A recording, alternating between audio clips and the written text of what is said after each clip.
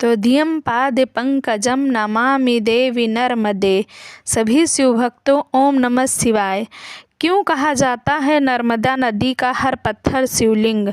आप लोग ये जानने के लिए वीडियो को अंत तक अवश्य देखें, और अगर अब तक हमारे चैनल को सब्सक्राइब नहीं किया तो सब्सक्राइब अवश्य कर लीजिए, ताकि समय समय पर सभी वीडियो की नोटिफिकेशन आप तक पहुंचती रहें। तो चलिए जानते हैं कि नर्मदा नदी का हर पत्थर क्यों शिवलिंग कहा जाता है। नर्मदा नदी से निकलने वाले शिवलिंग को नर्मदेश्वर कहते हैं। ये घर में भी स्थापित किया जाने वाला पवित्र और चमत्कारी शिवलिंग है, जिसकी पूजा अत्यंत फलदायी है। यह साक्षात शिव स्वरूप सिद्ध व स्वयंभू, जो भक्तों के कल्याण के लिए स्वयं प्रकट हुए हैं, शिवलिंग है। इसको वाणलिंग भी कहते हैं। शास्त्रों में कहा जाता है कि मिट्टी या पाषाण से करोड़ गुना अधिक फल स्वनिर्मित शिवलिंग के पूजन से मिलता है। स्वर्ण से करोड़ गुना अधिक मणि और मणि से करोड़ गुना अधिक फल बाणलिंग नर्मदेश्वर के पूजन से प्राप्त होता है। घर में इस शिवलिंग को स्थापित करते समय प्राण प्रतिष्ठा की आवश्यकता नहीं होती है। गृहस्थ लोगों को नर्मदेश्वर शिवलिंग की पूजा प्रतिदिन करनी चाहिए, क्योंकि यह परिवार का मंगल करने वाला, समस्त सिद्धियों व स्थिर लक्ष्मी को देने वाला शिवलिंग है। सामान्यतः शिवलिंग पर चढ़ी कोई भी वस्तु ग्रहण नहीं की जाती, परंतु नर्मदेश्वर शिवलिंग का प्रसाद ग्रहण कर सकते हैं। क्यों है नर्मदा नदी का हर पत्थर शिवलिंग? स्कंद पुराण के कथा के अनुसार एक बार भगवान शंकर ने पार्वती जी को भगवान विष्णु के शयन काल में 12 अक्षर ओम नमो भगवते वासुदेवाय का जप करते हुए तप करने के लिए कहा। पार्वती जी शंकर जी से आज्ञा लेकर चतुर्मास शुरू होने पर हिमालय पर्वत पर तपस्या करने लगी।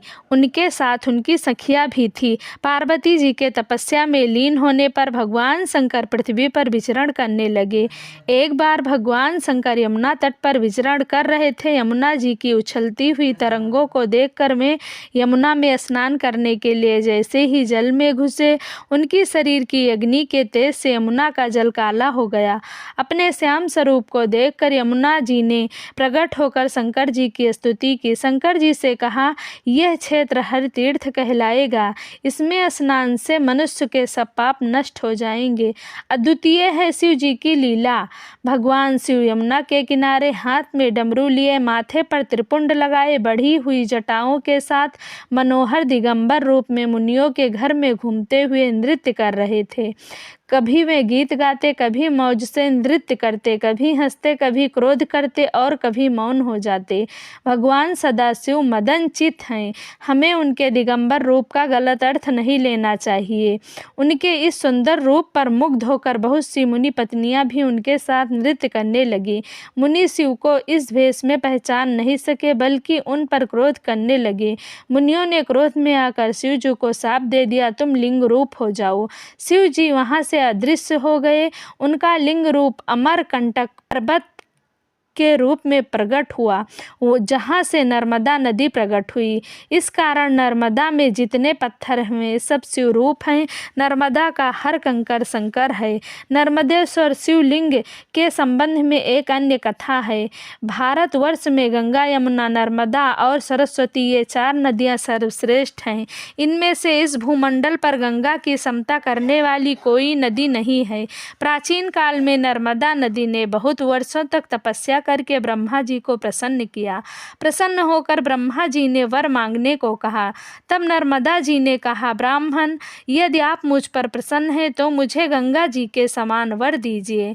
ब्रह्मा जी ने मुस्कुराते हुए कहा, यदि कोई दूसरे देवता भगवान शिव की बराबरी कर ले, कोई दूसरे पुरुष भगवान विष्णु के समान हो जाएं, कोई दूसरी नारी पार्वती जी की समानता कर ले और कोई दूसरी नगरी काशीपुरी की बराबरी कर सके, तो कोई दूसरी नदी भी गंगा के समान हो सकती है।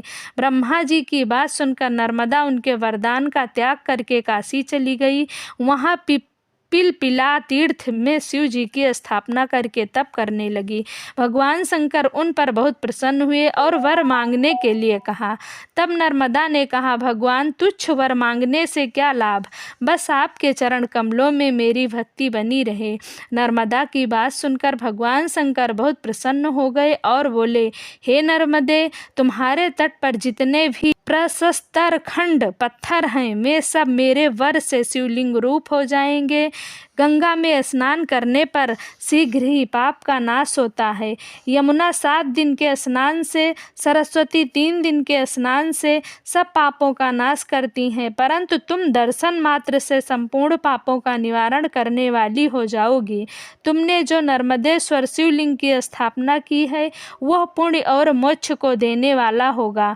भगवान शंकर उसी लिंग में लीन हो गए। इतनी पवित्रता पाकर नर्मदा भी प्रसन्न हो गई। इसीलिए कहा जाता है नर्मदा का हर कंकर शंकर है।